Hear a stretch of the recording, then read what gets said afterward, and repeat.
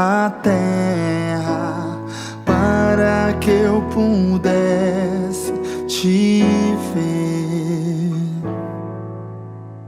Tua beleza me leva a adorar-te. Quero contigo viver. Vim para adorar-te, vim para prostrar-me, vim para dizer que és meu Deus. És totalmente amável, totalmente digno, tão maravilhoso para mim.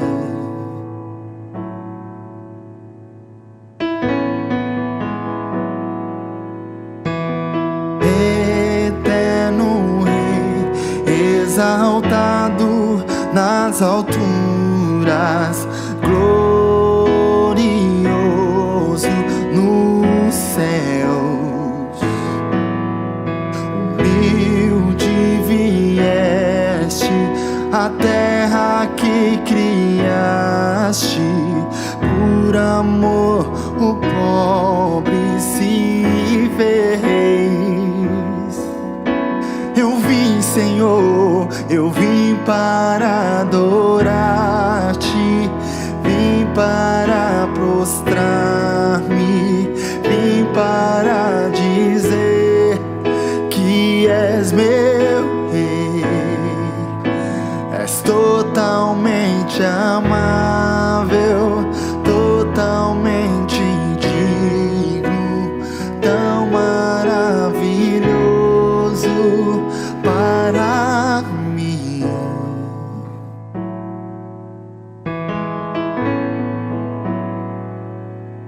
Eu nunca saberei o preço dos meus pecados lá na cruz. Eu nunca saberei o preço dos meus pecados lá na cruz. Eu nunca saberei o preço dos meus pecados lá na cruz. Eu nunca saberei o preço dos meus pecados lá na cruz. Eu vim para adorar-te, vim para prostrar-me, vim para dizer que és meu Deus. És totalmente amável, totalmente digno, tão maravilhoso para mim.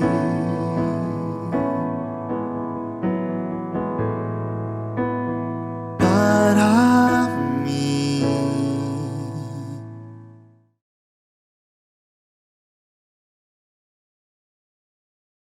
Olá, queridos, tudo bem com vocês? Feliz 2024, que Deus abençoe a sua vida, o seu CR Casa.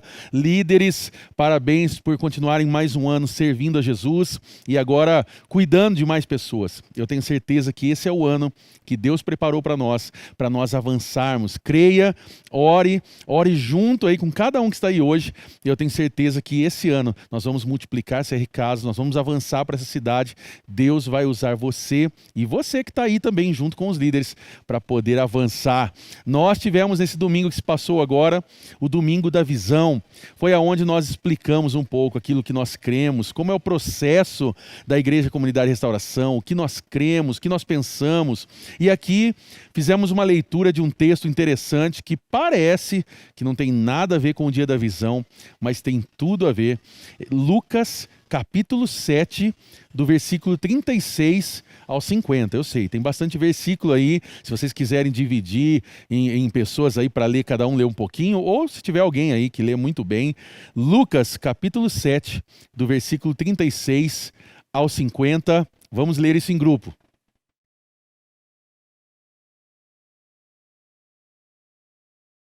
Bom, essa é uma passagem interessante. Nós temos aí um momento ali, o contexto dessa passagem é que existia uma dúvida das pessoas se Jesus realmente era um profeta.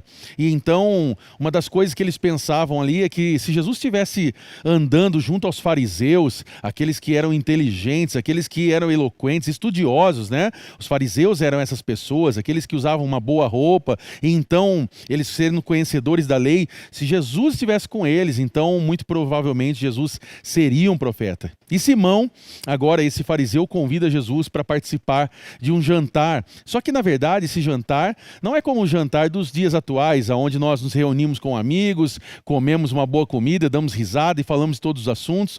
Na verdade, um jantar aqui nesse momento, aqui era uma forma das pessoas poderem esbanjar o seu conhecimento em público. Então, ali, eles falavam do seu conhecimento da lei, ali eles compartilhavam as coisas. E o interessante que geograficamente dentro de uma casa, esse jantar ele era feito numa sala externa, num espaço externo, próximo ao alpendre da casa, e então isso se tornava algo público, aonde se tornava, na verdade, um entretenimento para as pessoas que estavam fora, e então elas podiam ver ali aqueles fariseus, aquelas pessoas falando e trazendo todo o conhecimento. A questão é que quando Jesus participa de alguma coisa, meu irmão, aí nós sabemos que todo o roteiro fica diferente. Jesus participa desse jantar e então agora a história muda, porque agora entra essa mulher chamada na palavra de Deus de pecadora. Essa palavra pecadora aqui também, ela pode remeter a uma mulher prostituta.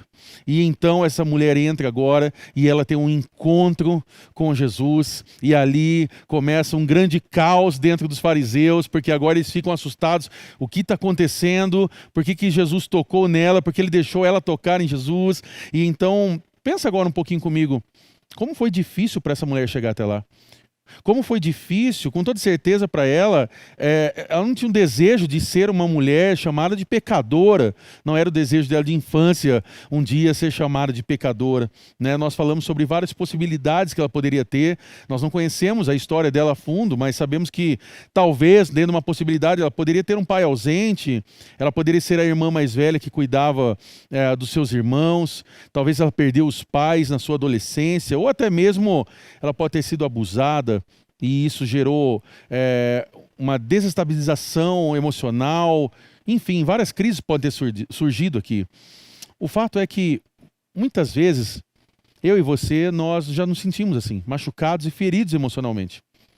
E procuramos socorro em algum lugar. E o fato aqui, a história nos mostra que ela foi até Jesus. Nós não sabemos aonde ela teve um encontro com Jesus. Nós sabemos que Jesus estava pregando na cidade ao qual ela morava. Talvez ela ouviu Jesus falando, talvez chegou informações sobre Jesus, talvez ela viu Jesus operando um milagre, nós não sabemos, a história não conta. Mas o fato é que no versículo 39 diz: ao ver isso, o fariseu que o havia condenado disse a si mesmo, falou com ele mesmo, talvez aquele momento ao qual nós pensamos um pouco alto: se esse homem fosse profeta, saberia quem nele está tocando e que tipo de mulher ela é, uma pecadora. A pergunta aqui que surge para nós é: por que Simão agiu dessa forma? Quem são esses fariseus, na verdade? E por que eu trouxe esse contexto no dia da visão? Porque o fato é que muitos de nós já sofremos momentos de rejeição dentro de uma igreja, em lugares ao qual nós esperávamos ser acolhidos. E aqui o que eu abri meu coração e estou abrindo hoje para os nossos CR Casas, que o meu desejo e a minha oração sempre foi que um dia a igreja ao qual eu fizesse parte, e hoje eu tenho esse privilégio de pastorear essa igreja, que esse lugar pudesse ser um lugar de acolhimento, um lugar de cura para aquelas pessoas que estão perdidas e necessitadas do amor de Deus. Essa sempre foi a minha oração, uma igreja que pudesse viver a graça e o perdão de Deus, mas que também pudesse gerar restauração na vida de pessoas. Então, lembramos de algumas frases de alguns pastores que nos influenciam. O Steve Andrews, certa vez, ele diz: como seria uma igreja onde a única coisa que ofendesse o não cristão fosse o evangelho de Jesus? E quando nós falamos ofensa aqui, eu quero que você entenda de uma forma muito tranquila que nós não estamos falando de ofender, das pessoas saírem bravas, das pessoas dizerem não vou pisar mais nessa igreja. Mas o fato é que o evangelho de Jesus, a palavra evangelho quer dizer boas novas, antes de ser as boas novas, ela é uma má nova. Porque ela vai dizer o quanto nós somos pecadores, o quanto precisamos da graça de Deus e o quanto precisamos nos arrepender para ter esse contato com Deus. Porque se nós não arrependermos, nós não conheceremos o Deus gracioso, conheceremos o Deus que vai nos condenar e haverá condenação para nós. Deus é um Deus de graça, mas é um Deus de justiça. Deus é amor, mas Deus também é justo. Então, como seria essa igreja? Também citei uma frase do pastor Andy Stanley, um pastor que nos abençoa e nos influencia tanto com o seu ministério, que diz que como pregador é responsabilidade dele ofender as pessoas com o evangelho. Esse é o motivo pelo qual ele esforça aqui e traz a igreja dele a se esforçar tanto para não ofender as pessoas no estacionamento, no corredor, no check-in ou nas primeiras partes da celebração. Ele sempre quer que as pessoas voltem para uma nova rodada de ofensas. O que ele quer dizer aqui com isso? Que nós fazemos, a igreja dele, e nós queremos isso, nós queremos fazer o possível e o impossível para que todo mundo que chega aqui seja bem acolhido. Como é bom ouvir muitas vezes, nesse ano que se passou, eu ouvi isso de muitas pessoas. A igreja Comunidade Restauração é um lugar acolhedor. A igreja Comunidade Restauração tem acolhido as pessoas e nós cremos nisso de verdade e eu creio que o seu CR Casa também será um lugar de acolhimento. Eu creio que Deus pode usar a sua vida para isso também. E para isso, eu queria colocar uma pergunta agora para que a gente pudesse responder em grupo. Nós estamos nesse momento cada vez mais nos unindo como igreja para aquilo que Deus quer fazer. Nós sabemos que Deus quer trazer pessoas nesse lugar. Esse lugar aqui um dia será chamado de um lugar pequeno. Eu creio nisso, porque Deus vai usar você, Deus vai nos usar para esse lugar. Mas eu queria propor uma pergunta agora. Como podemos fazer da nossa igreja um lugar onde todos se sintam bem-vindos e possam encontrar ajuda?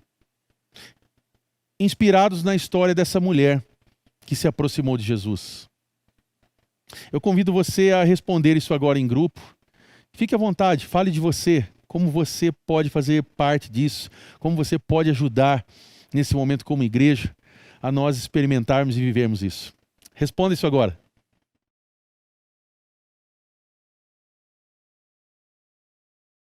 Bom, eu tenho certeza que o que está acontecendo agora, nós estamos nos unindo juntos para fazer a diferença. E eu tenho certeza que Deus quer fazer algo especial. O seu CR Casa não vai ser mais o mesmo esse ano. A nossa igreja não será mais a mesma. Deus quer tirar você do comodismo e colocar você ao serviço dele. Foi isso que nós falamos um pouco mais. Nós falamos um pouco sobre a nossa igreja, que a nossa igreja tem 3 pilares que nos ensinam, que nos movem. Nós somos bíblicos na sua essência. Queremos ser uma igreja bíblica na sua essência. Não queremos negociar a palavra de Deus, não trocamos a palavra de Deus, ela é a nossa prioridade, ela é o nosso manual, ela é o nosso guia para nós podermos avançar. Nós queremos ser uma igreja contemporânea. É muito comum você chegar aqui, talvez a dinâmica das celebrações serem diferentes de um domingo do outro. Nós temos séries de mensagens, ideias que falem com a nossa geração, que falem com os dias atuais, e nós não estamos preocupados nisso. As pessoas muitas vezes falam assim, não se fazem mais igrejas como antigamente, e eu digo, glória a Deus por isso, porque a igreja de antigamente ficou no tempo antigo. Nós somos a igreja do agora, nós estamos em 2024 e precisamos pregar para essa essa geração que está nos ouvindo hoje. Mas também nós queremos ser simples no nosso processo. Você que está chegando agora, você que está vindo pelo CR Casa, você pode começar a participar das nossas celebrações e se envolver, se tornar um membro da nossa igreja. Nós vamos ter os nossos 4 passos. Eu vou pedir para que os nossos líderes divulguem isso depois aí ao final, mas nós vamos se envolver, nós vamos participar, nós vamos servir juntos. E então, colocamos aqui que o destino final de tudo isso é nós vivermos aquilo que Deus nos chamou como missão. Amar a Deus, amar ao próximo e servir ao mundo. Nesse ambiente que nós vivemos, nós queremos participar das celebrações, do CR Casa, do serviço, do voluntariado, mas dentro de tudo isso nós vamos viver relacionamento, nós vamos viver um cuidado, nós vamos ter o ensino da palavra de Deus. Basicamente é isso que nós cremos e é assim que nós queremos avançar. Eu quero propor algo agora nesse final de CR Casa. Eu quero convidar você agora, como membro, a orar por uma pessoa apenas. Você vai orar por essa pessoa e você vai assumir uma responsabilidade diante de Deus, diante do seu CR Casa, diante dessa igreja, e nós vamos orar juntos por isso. Você vai orar por essa pessoa e você vai começar a convidar ela agora a participar desses encontros.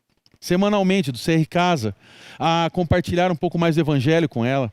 Você vai convidá-la, você vai levar ela para esse momento tão especial, trazer ela para os nossos domingos. Mas uma pessoa apenas, somente uma. Você vai orar por ela. E no final agora eu convido você, a líder de CR Casa, a orar junto. E que vocês possam orar, crer e profetizar que Deus vai abrir esses corações.